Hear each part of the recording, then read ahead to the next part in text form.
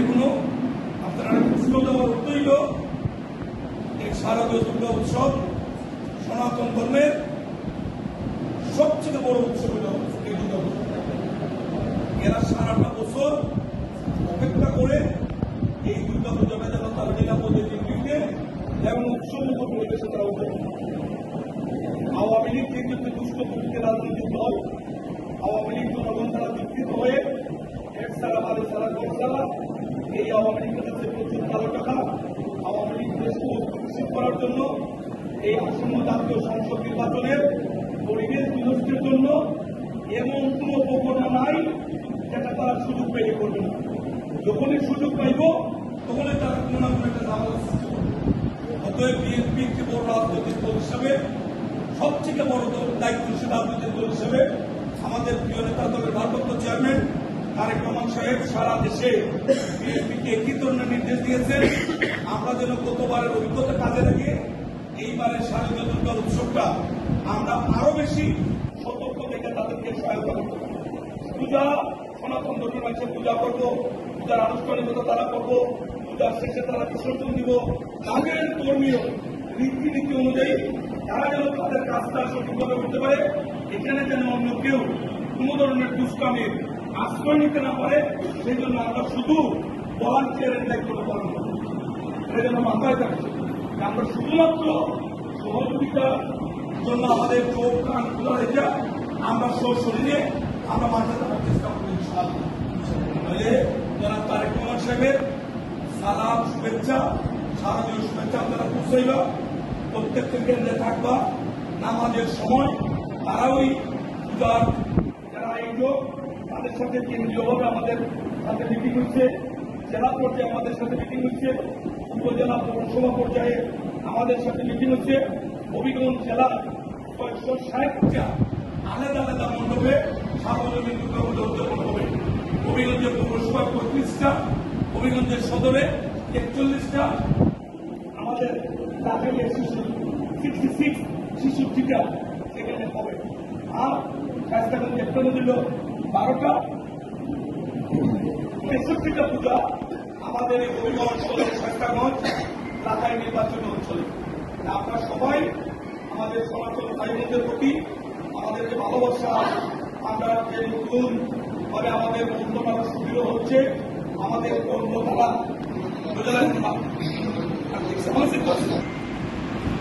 সবাই মিলে আমরা আমাদের পূজার দায়িত্ব আমরা পালন করব। আমরা 29 তারিখ থেকে কার্যক্রম শুরু, 28 থেকে শুরু, 29, 30 এবং 1 এই 3 দিন হবে তাদের মূল পূজা।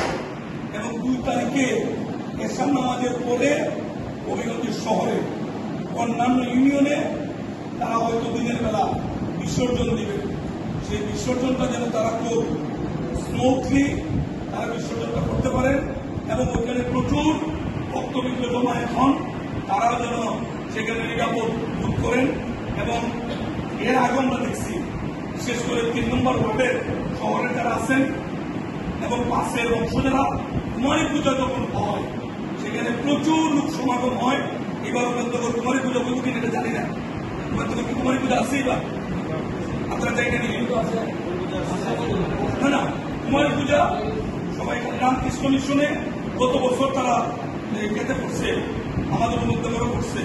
যদি হয় প্রচুর বক্তব্য আসে এবং এখানে কিছু দুষ্ট লোকজন বাইরে থেকে আসে এবং মহিলাদের অর্নামেন্ট তাদের এই স্বর্ণের চেইন কানের ফুলটুল এগুলো তারা মোবাইল ফোন হাতিয়ে নেয়। প্রশাসন থাকবে, পোশাকে প্রশাসনের দায়িত্ব পালন, সিভিলে তারা দায়িত্ব পালন করবে, মহিলা পুলিশ অন্যান্য পুলিশ তারাও দায়িত্ব পালন করবে।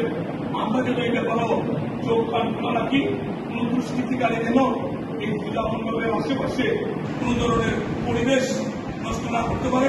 এটা আমাদের সকলের দায়িত্ব মনে করিয়া আমরা আগামী 28, 29, 30 এবং 1-2 28 তারিখ থেকে তারা মণ্ডপ সাজানো শুরু করবে। 29 তারিখ থেকে প্রাথমিক পর্যায়ে কর্মকাণ্ড, 29, 30 এবং 1 এই 3 দিন টানা তারা পূজা করবে এবং বক্তব্য দেখব 2 তারিখ বিসর্জনের আগ পর্যন্ত যারা যারা দর্শনার্থী পূজায় যেতে পারে নাই তারা সর্বশেষ প্রণামের জন্য তারাও কিন্তু যাইব। এই সময়টা যেন আমরা বাই রোটেশন আমাদের নামাজের সময়, আমাদের সমাজের সময়, কাজের সময় আমরা একে অপরের সাথে আলোচনা করিয়া আমরা মণ্ডপটা যেন সার্বক্ষণিক সিসি ক্যামেরার মতো নাম্বার ক্যামেরা যেন চালু থাকে, এটা যেন আমরা সবাই দায়িত্ব পালন করি। সবাই পারবো তো ইনশাআল্লাহ। এটা তোদের চেয়ারম্যান সাহেবের সিদ্ধান্ত, দলের সিদ্ধান্ত। গত 2 দিন আগে ভার্চুয়ালি সারা বাংলাদেশের প্রেসিডেন্ট সেক্রেটারি সবকটা জেলা এবং মহানগরে এই আলোচনাটা হচ্ছে। দলের চেয়ারম্যান সাহেবের বার্তা সকলের কাছে পৌঁছে দেওয়া হয়েছে এবং আমরা যেহেতু গত বছর এই কঠিন পরিস্থিতিতে আমরা সফল হয়েছি, এইবারে ইনশাআল্লাহ আমরা সফল হইব। আমরা যদি সবাই আন্তরিক থাকি, আমাদের মধ্যে যেন কোন ধরনের ভুল সৃষ্টি না হয়, সেই আশাবাদ ব্যক্ত করে হবিগঞ্জ সদর উপজেলা বিএনপি এবং হবিগঞ্জ পৌর বিএনপির সকল পর্যায়ের নেতৃবৃন্দ, জেলা নেতৃবৃন্দ, অন্যান্য নেতৃবৃন্দকে ধন্যবাদ, শুভেচ্ছা জানিয়ে আমি আমার কথা শেষ করছি। সবাইকে ধন্যবাদ। আসসালামু আলাইকুম।